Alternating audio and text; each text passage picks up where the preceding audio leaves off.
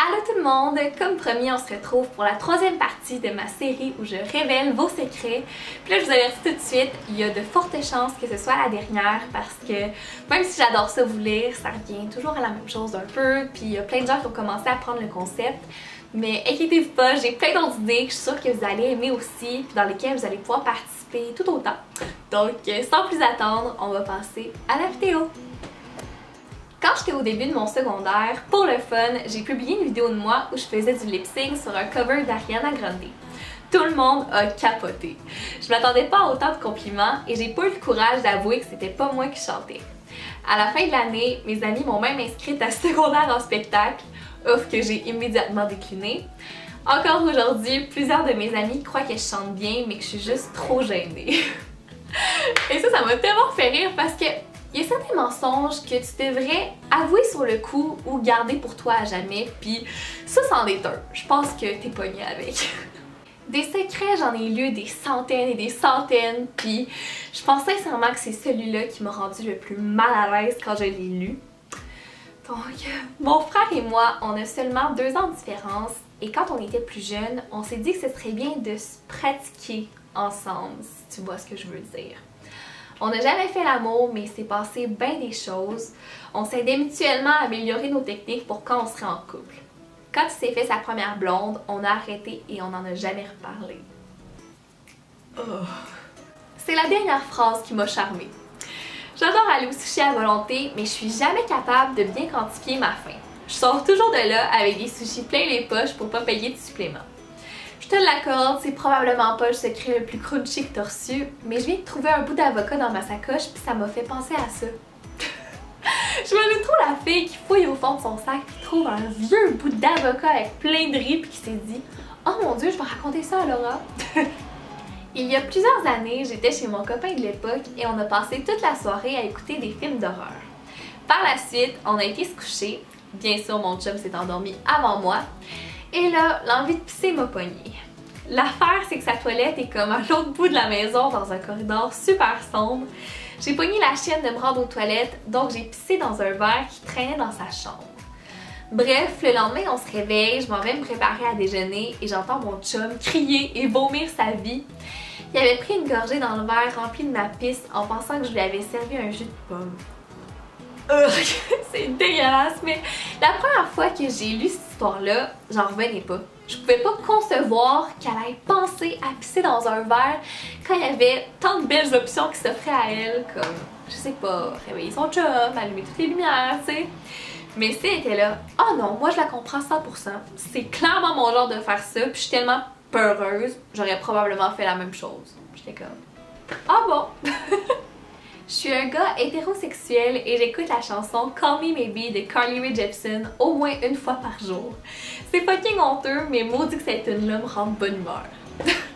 C'est trop cute! En fait, je te confirme que s'il y avait plus de gens comme toi, on vivrait dans un monde meilleur. Celui-là me rappelle vaguement quelque chose que j'ai déjà fait. Donc, quand je sortais avec mon ex, il utilisait mon compte Netflix. Quelques semaines après qu'il m'ait laissé, j'ai vu qu'il l'utilisait encore, donc j'ai changé de mot de passe. Encore à ce jour, 2 ans plus tard, mon mot de passe Netflix est « mange de la merde max ». Pour ma part, c'était Spotify, puis pas mange de la merde, mais quelque chose dans le même vibe, tu sais. Puis je l'ai encore parce que, je sais pas, ça me tente pas de le changer, ça me fait rire, je me fais rire, puis ça me rappelle des bons et des moins bons souvenirs. Ça, c'est assez fucked up. J'ai une sœur jumelle identique. Quand je suis rentrée en secondaire 1, je connaissais personne dans ma classe. Dans celle de ma sœur, il y avait un gars sur qui j'avais un crush et l'ami de ma sœur était dans ma classe. On a donc échangé d'identité. Fait que pendant 5 ans, je me faisais appeler Romy et ma sœur se faisait appeler Chloé. Une semaine, je peux bien y croire, mais 5 ans, impossible. J'ai leaké mes propres nudes pour avoir de l'attention. Il y a une panoplie d'autres moyens, mais ok. Lorsque j'étais en secondaire 5, je faisais partie d'une troupe de théâtre. Dans cette troupe, il y avait un gars vraiment cute. Juste avant la première de notre spectacle de fin d'année, j'étais tellement stressée que le gars en question m'a proposé de coucher avec lui pour me déstresser. J'ai accepté. Aujourd'hui, c'est mon mari depuis 7 ans et c'est le père de mes 2 merveilleux enfants. C'est tellement mignon! Puis on s'entend que c'est assez rare que les secrets que vous m'envoyez finissent aussi bien. Mais là, je suis curieuse. Quand vos enfants vont vous demander comment vous vous êtes rencontrés, est-ce que vous allez être 100% honnête puis raconter cette histoire-là ou pas? Vu qu'on déteste notre belle-mère, une fois avec ma soeur, on est descendu très tôt le matin et on a mis des punaises dans ses pantoufles. En descendant pour déjeuner, elle les a mises et a eu tellement mal qu'elle est tombée dans l'escalier. Un gros fou rire, mais après en y repensant, j'ai un peu honte. Elle est peut-être détestable, mais je suis pas mal sûre qu'elle méritait pas ça, la pauvre.